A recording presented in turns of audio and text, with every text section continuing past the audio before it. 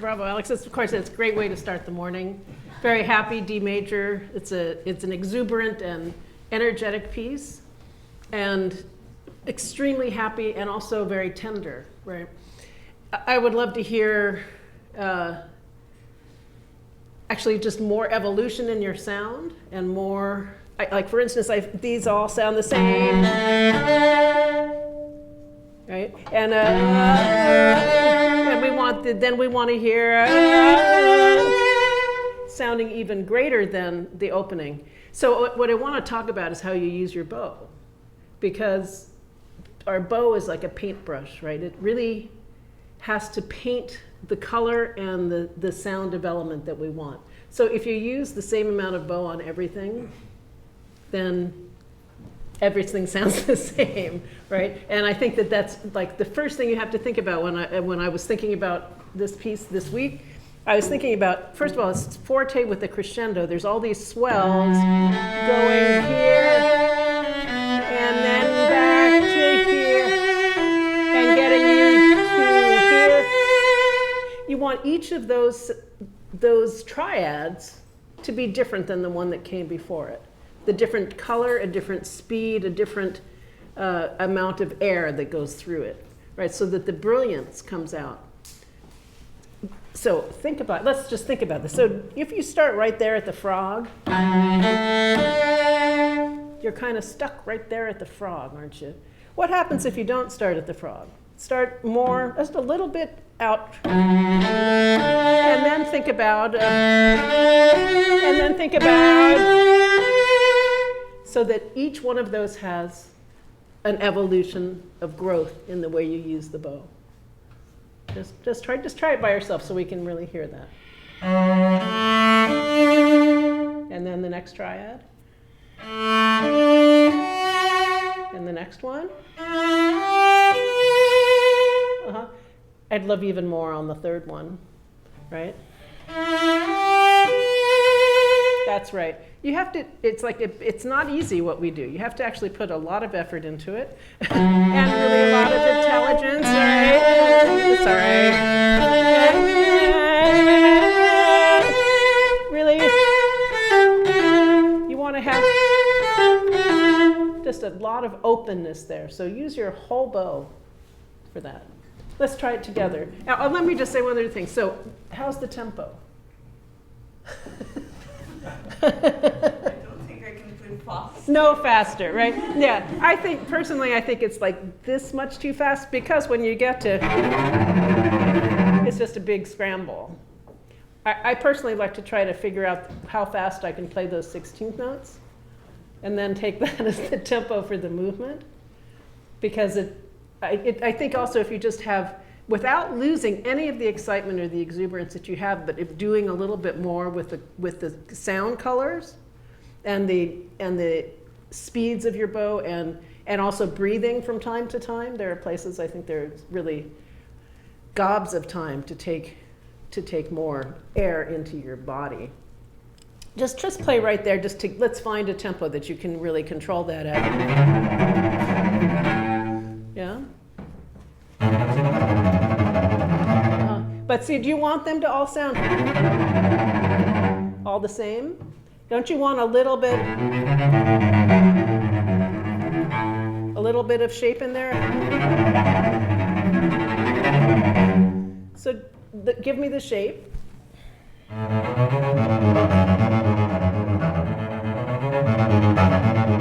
a little faster.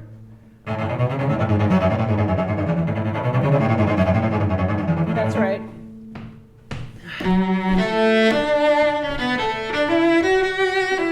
It's hardly any difference, but just enough that you can make those 16th notes speak. Right? Also going to help your pianist quite a bit.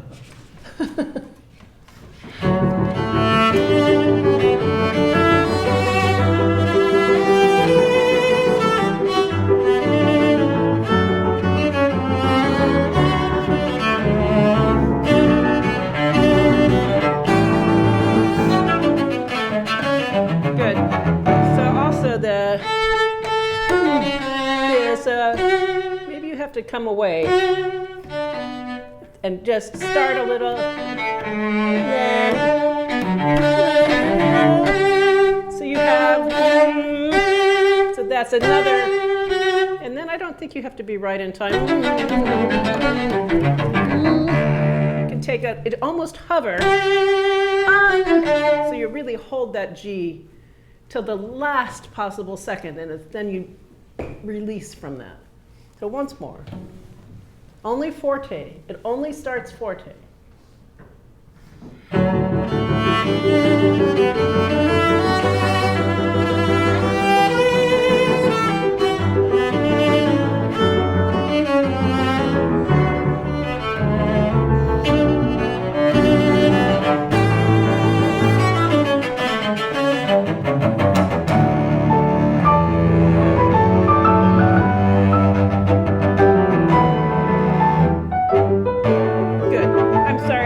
We'll skip the beautiful piano part, and let's go into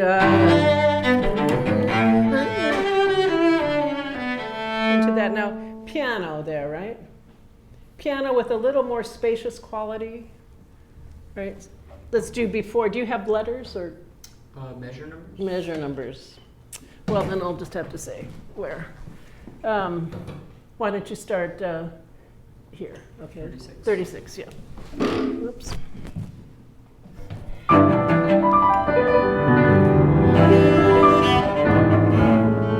Can you stay up? Take the time after the downbeat. Oh, sorry.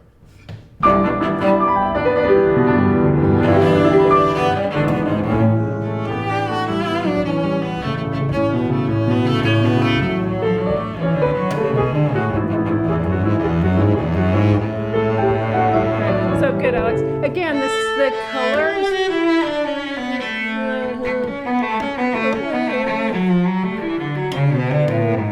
You want to weave your way through those harmonies. If the key's changing, don't just go over it as if nothing's happening. There's a lot happening. Again, so use less bow. These are not so important. The piano has more interesting things. Now you have more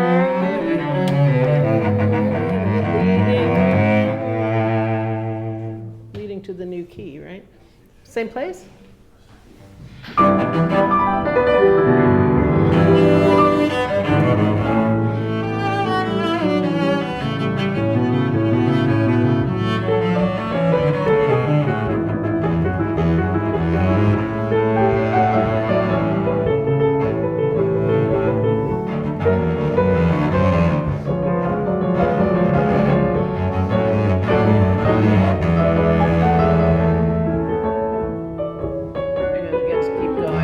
So let's go from, yeah. So this I felt also that you need to release on those. Yeah, felt really stuck and uneventful. But if you can feel that you're filling up like a dance floor, so that you're moving and you're swaying, that you're not stuck in a place, but that you have motion that's taking you around the room, and your sound needs to do that.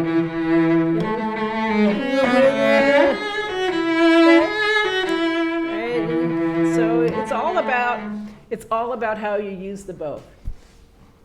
I like to say that you can feel all you want. You can squeeze your left hand as hard as you can, and nothing's going to come out unless you actually move your bow.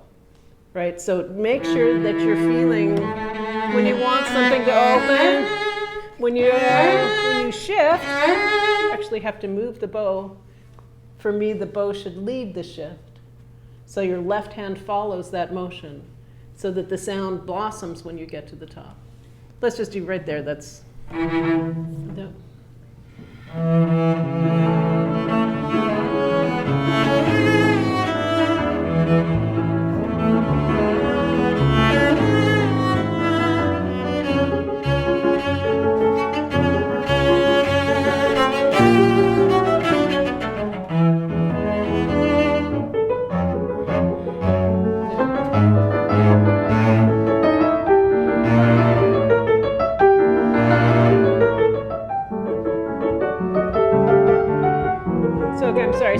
I'm sorry, just let's go to here. Right. And again, then change the color. And on each of these. And then really, you have to go for it, right? So start.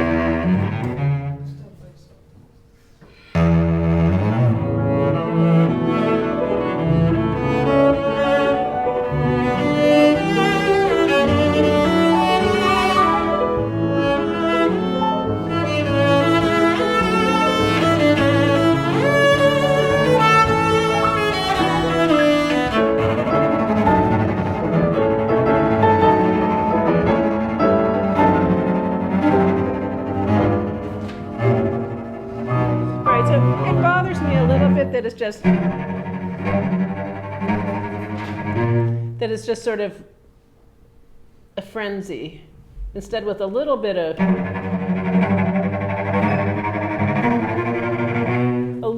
tension that carries through the bar. I think that even the little notes really need to have a spirit. And then let's just, before you get there, talk about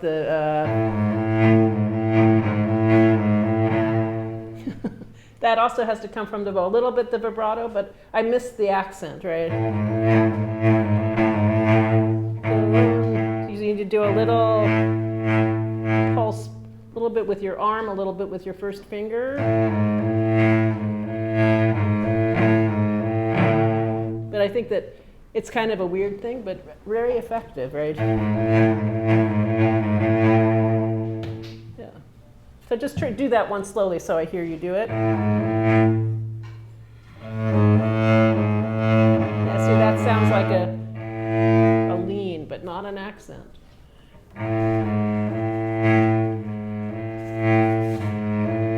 It's a real keep the bow moving, but a little with a lot of bite.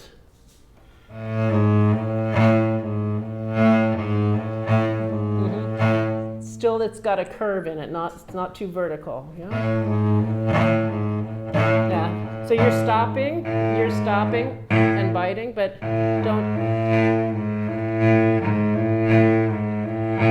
don't stop the bow.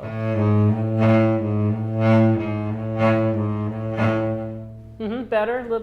Try it once more. So when you think about your bow, do you think about it as a flat object or a curved object?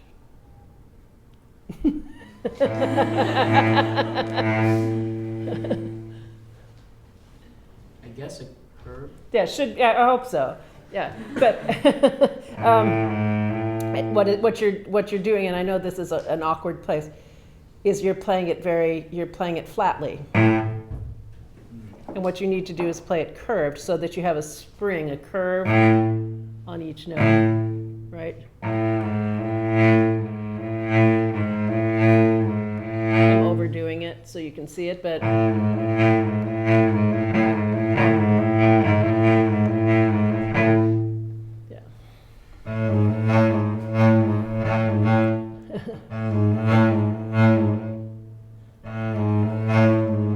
That's right. That's the idea. So you're re-articulating the string without stopping the motion of the bow. Kind of hard to do. You can also vibrate a little bit on the accented note to make it sound a little better. Yeah. Now sometimes on your arrival notes, you don't vibrate. Like on some of those notes, it's a little. So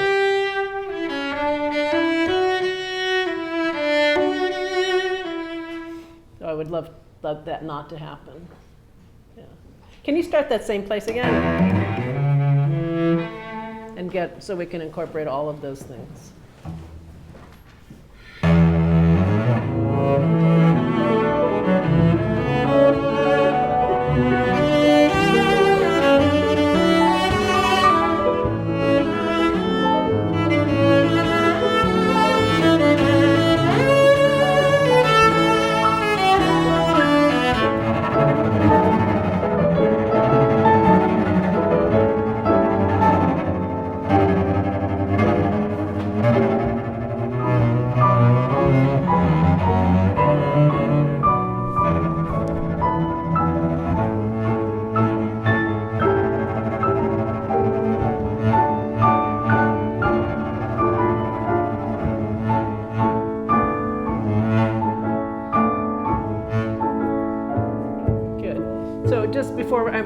on to the second movement, but before we do, I just want you to do once more by yourself.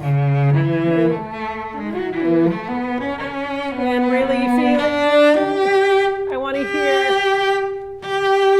resonance in those notes. I feel it's a little tight.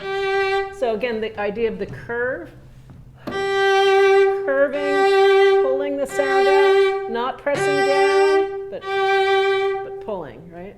Just play it by yourself so we really hear the cello sound.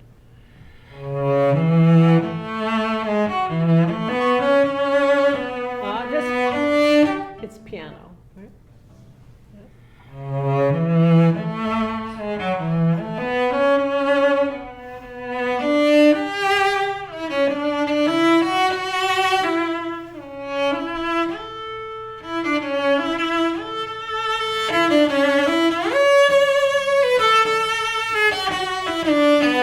Good. What would make that better now is if your left hand was a little bit more consistent with its input to the sound. So it doesn't control the sound, but vibrato really enhances the sound. So when you play something, you have no vibrato, and it doesn't really work. It just keeps the sound alive. So just a little bit more consistent the vibrato. Let's try it once more. Really start piano so you're using no bow. Now a little more. Now again piano. Really low. So you just open up. That's the whole point. We love playing the cello because it's got this great sound and you can be free, right?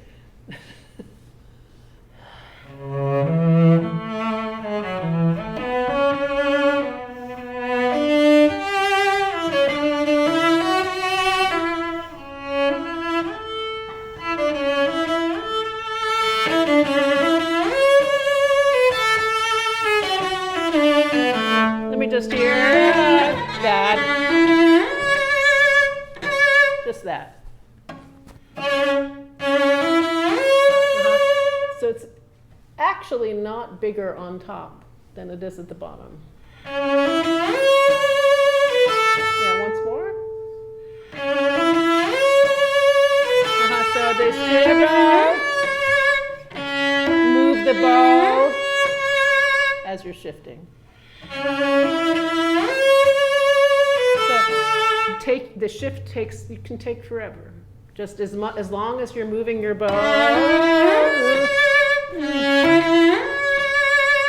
Either way, yeah? That's right. So it connects and opens as you go up there, and that's all in the bow speed, right? And it gives your left hand time to move without hurrying. Really, really a good thing, because it's hard to jump that far. Yeah, okay. Do you want to try a little of the second movement? We don't have time to play the whole thing. So my question is, do you want to play the first part or the second part? First part? The first part? Okay. So we'll just hear, the first half of the movement.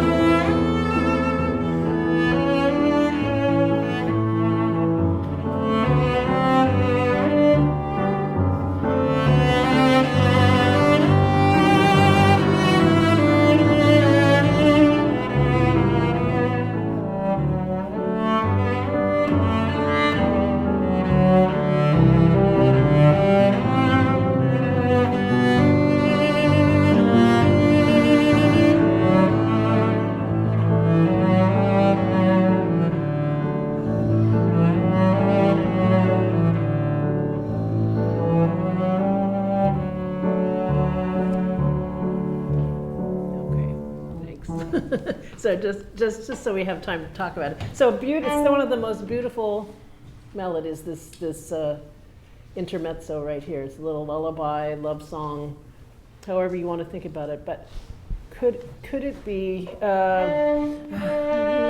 I still think that like these 5 notes go to that, right? And these 5 notes go to,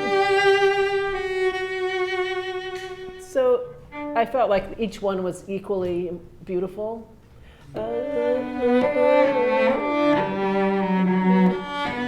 to have your,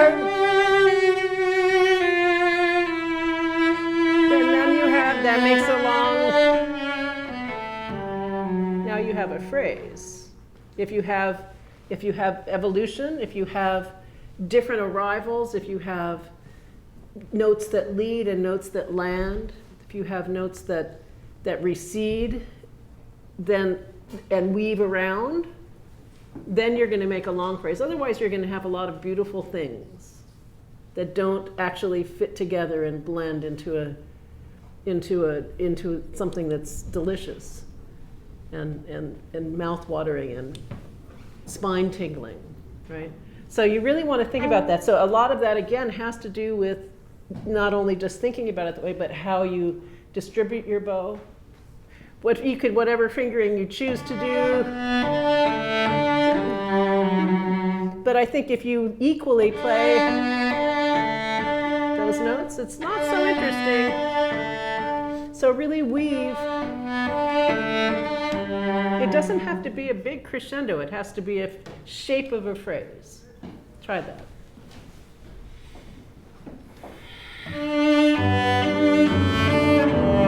It doesn't start from this note. I personally don't think so, but it's from, it's an offbeat. 1.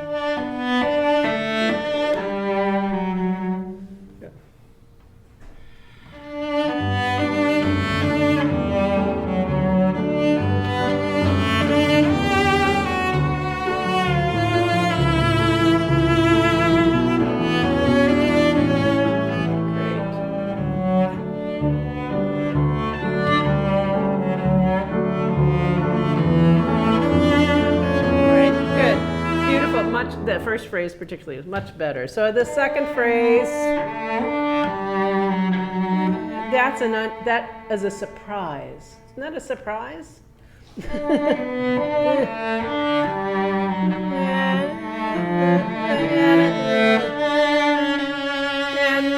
going all the way to here, right? And then away. So don't say the same thing twice.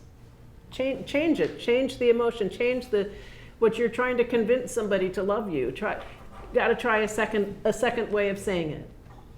Do the second phrase.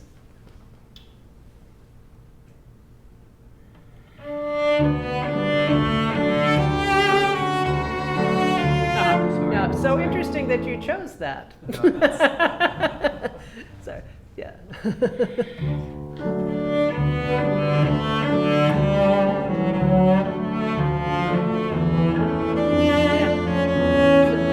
Can I just suggest that you change the fingering? Oops, change the fingering. So you change the color.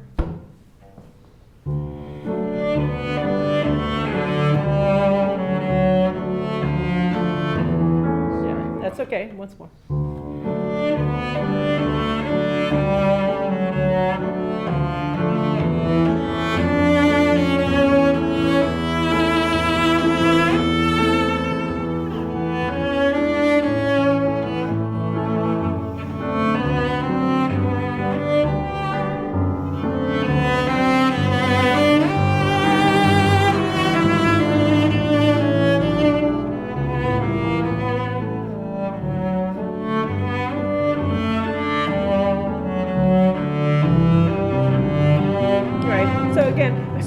When you see something that turns around, turn around.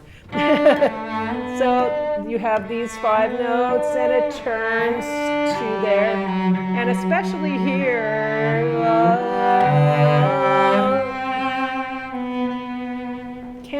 the same. I don't want these two notes to sound the same. It makes it just that much more interesting, that much more beautiful, that much more intense, and really grabs the ear when you change the color on a repeated note. Can you just do the from that's the last phrase. Do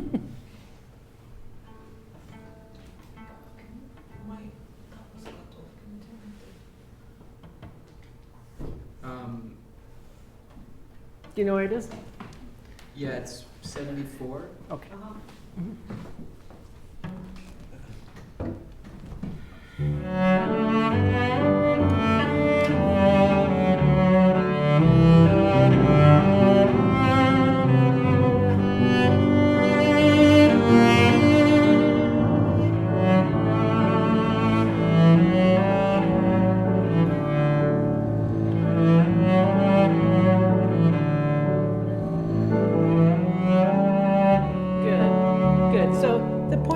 You just need to give a little more thought to how you're sculpting. In the first movement in this beautiful tune, how you're turning the phrase around, where your arrivals, what, and also thinking a little bit more about the length of the phrases, because you're thinking a little bit in pieces and not enough in sort of an overall picture. So that has to do with moving the bow differently, with opening up, with finding different sounds for different arrivals, right? The same thing is true even in this. What is, if you just play through that, but with a little bit of, you can have just a little bit more sparkle to it if you just play a little bit with the phrasing, with the timing of it. So you can have just a little bit more pizzazz, yeah? But beautiful playing, thank you very much.